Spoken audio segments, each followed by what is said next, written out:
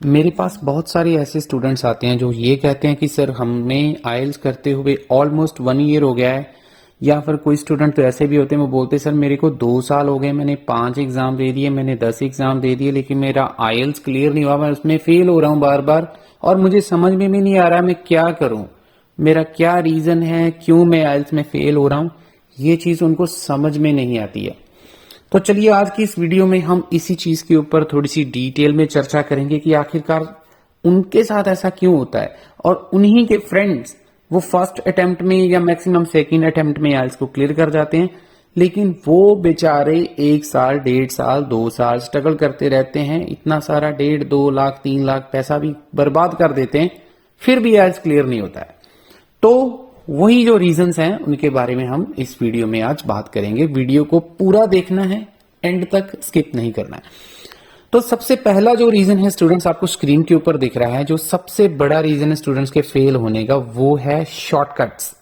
बहुत सारे स्टूडेंट्स जो हैं वो बहुत सारे इंस्टीट्यूट में इसलिए जाते हैं कि उनको लगता है कि शायद इंस्टीट्यूट वाले उनको कुछ शॉर्टकट बताएंगे, स्पेशली रीडिंग के शॉर्टकट्स या फिर अगर हम बात करें राइटिंग के शॉर्टकट्स। तो ये उनकी बहुत बड़ी गलतफहमी रहती है। इसी चक्कर में वो अपना बहुत सारा पैसा, समय और अपना सब कुछ बर्बाद कर देते हैं और एंड ऑफ द डे वो पीटीई कर लेते हैं। उनको लगता है कि आइल्स वो कर ही नहीं सकते हैं। तो देखिए स्टूडेंट्स, आइल्स का कोई शॉर्टकट नहीं है। मैं बार बार अपनी वीडियोस में बोलता रहता हूं, अगर आपको ये कोई भी इंस्टीट्यूट बता रहा है कि आइल्स का हम शॉर्टकट आपको बताएंगे, आपको ट्रिक्स बता देंगे, स्पेशली रीडिंग की या राइटिंग की या हम स्पीकिंग की आपको ट्रिक्स बताएंगे तो आपका क्लियर हो जाएगा, ये गलत फहमी अपने दिमाग से निकाल दीजिए जितनी जल्दी हो सकता है। अपने दिमाग से निकालेंगे तो जल्दी आप आइल्स क्लियर कर पाएंगे। ठीक है जी। सेकंड रीजन जो है स्टूडेंट्स के फेल होने का, वो है मिस गाइडेंस। बहुत सारे स्टूडेंट्स को मिस गाइडेंस दी जाती है। मिस गाइडेंस मतलब उनको ये बताया ही नहीं जाता है कि आपको आइल्स क्लियर कैसे करना है, उनको गलत तरीके से मिस गाइड किया जाता है। इसकी एग्जांपल मैं आपको दे देता हूं।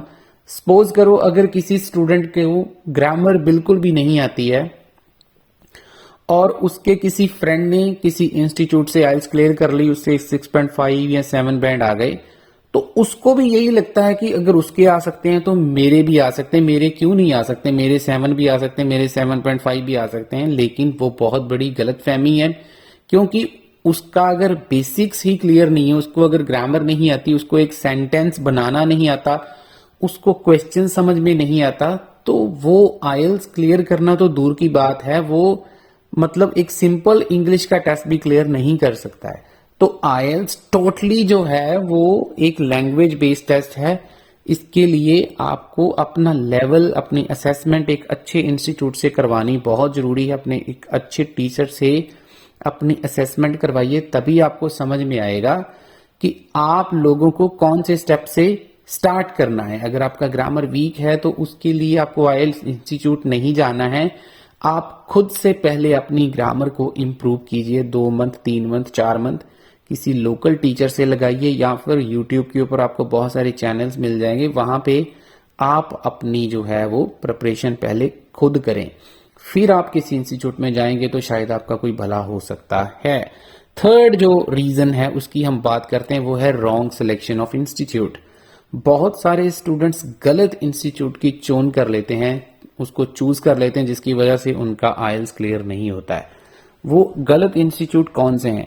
अब सपोज करो जैसे किसी स्टूडेंट को किसी मॉड्यूल में दिक्कत है, जैसे उसको सपोज करो रीडिंग में दिक्कत है, रीडिंग में उसको ट्रू फॉल्स समझ में नहीं आती, उसको लिस्ट ऑफ हेडिंग करने नहीं आती, उसको जो है काइंड ऑफ दूसरे जो क्वेश्चंस होते हैं जैसे एमसीक्यू नहीं करने आते, ब्लैंक्स नहीं सॉल्व करनी आती, तो भाई साहब आपको क्या करना है, आपको एक अच्छा इंस्टीट्यूट फाइंड आउट करना है जो आपको इंडिविजुअली क्वेश्चन के ऊपर, बेसिक के ऊपर, आपके ऊपर फोकस करे।